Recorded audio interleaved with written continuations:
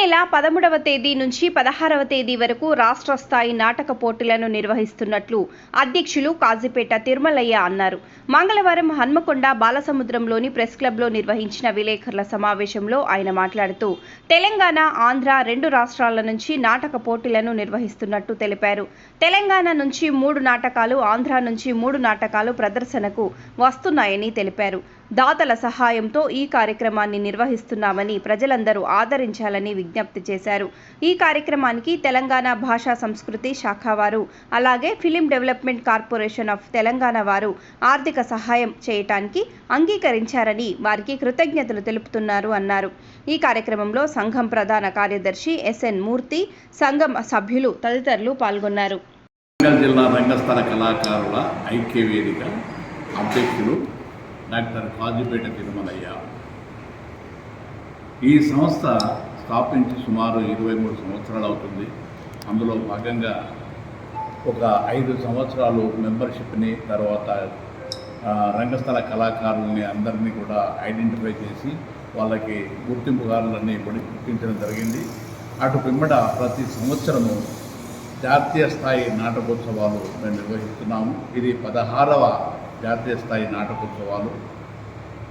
June 25, 13, 14, 15 తారీఖులలో మేము నిర్ణయించడం జరిగింది. పోతన విజ్ఞాన పీఠం వరంగల్ నందు. దీనికి స్థానిక దాతలు ఇతోధిక సహకారాన్ని అందిస్తున్నారు. అట్లాగే భాషా సాంస్కృతిక శాఖ హైదరాబాద్ నుండి, రాష్ట్ర ఫిలిం డెవలప్మెంట్ కార్పొరేషన్ నుంచి కొంత ఆర్థిక సహాయాన్ని కూడా మేము అందిస్తున్నాము. వాళ్ళు కూడా తప్పకుండా సహకారం చేస్తారు. ఈ నాటక పోటీలలో ఆంధ్ర ప్రాంతం నుండి 3 నాటక పోటీలు, 3 తెలంగాణ ప్రాంతం నుండి 3, మొత్తము 6 నాటక పోటీలు. ఈ పోటీల్లో 6 నాటకాలు పాల్గొంటాయి. దయచేసి ప్రేక్షక మహాశయులు, కళాకారులు అందరూ అధిక సంఖ్యలో పాల్గొని మా ఈ కార్యక్రమాన్ని జయప్రదం చేయాల్సిందిగా పత్రికాముఖంగా మీ అందరికీ మనం చేస్తున్నాను. నా పేరు డాక్టర్ ఎన్ఎస్ఆర్ మూర్తి, ప్రధాన కార్యదర్శి, వరంగల్ జిల్లా రంగస్థల కళాకారుల ఐక్య వేదిక తెలంగాణ.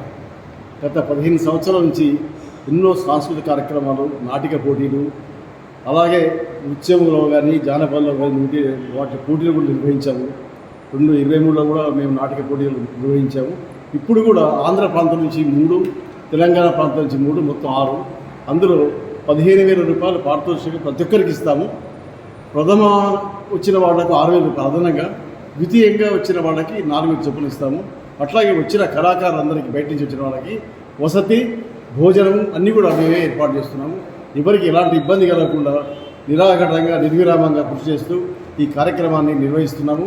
ఇందుకు మాలో ఉన్నటువంటి క్యాబినెట్ కానీ, ఎగ్జిక్యూటివ్, మన సలహా అందరూ కూడా ప్రోత్సహిస్తూ మమ్మల్ని ముందు నడిపిస్తున్నందుకు వాళ్ళందరూ కృతజ్ఞత చెప్తూ మన ప్రజలంతా కూడా అధిక సంఖ్యలో పాల్గొని మా ఈ కార్యక్రమాన్ని 3 రోజులు నిర్వహించడాన్ని పోతన విజ్ఞానపీఠం నిర్వహిస్తున్నాము. దాన్ని సక్రమంగా నిర్వహించేందుకు మాకు సహకరిస్తున్న అందరికీ కూడా కృతజ్ఞత చెప్తూ, వీళ్ళందరూ కూడా మాకు సహకరించాలని కోరుతూ ధన్యవాదాలు.